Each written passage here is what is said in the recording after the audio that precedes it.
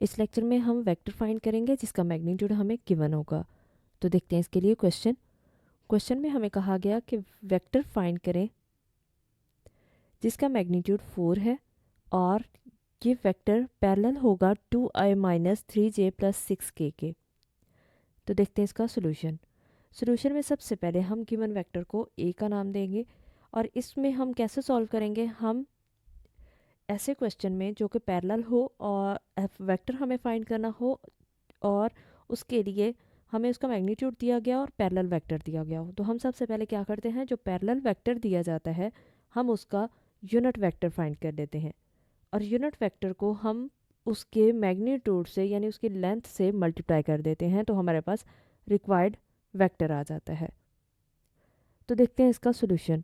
अब यहाँ पे सोल्यूशन में हमने क्या किया कि सबसे पहले उस वेक्टर को हमने नाम दे दिया कि ये वेक्टर ए है। अब वेक्टर को नाम देने के बाद हम इसका मैग्नीट्यूड फाइंड करते हैं क्योंकि हमने इसका यूनिट वेक्टर फाइंड करना है।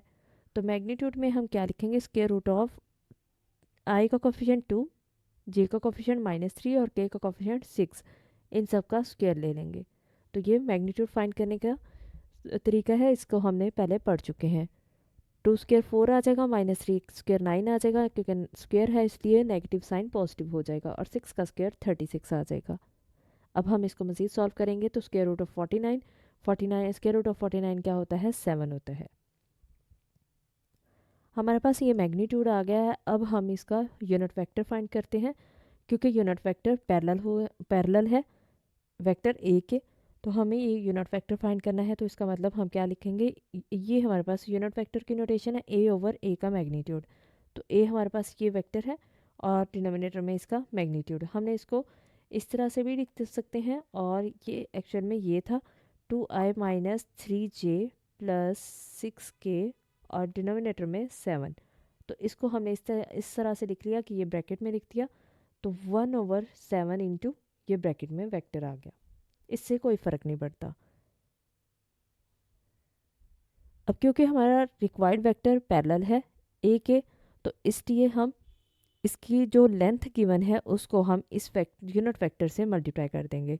तो लेंथ हमें 4 गिवन है, तो हम इस 4 को मल्टीप्लाई करेंगे इस वेक्टर यूनिट वेक्टर से। तो 4 को जब 1 से मल्टीप्लाई करेंगे 4/7 आएगा और 4/7 को हम हर वैल्यू से यानी 2 से भी मल्टीप्लाई करेंगे, -3 से भी और 6 से भी। तो 4/7 इंटू 8 इंटू 2 कितना हो जाएगा, 8/7 आए।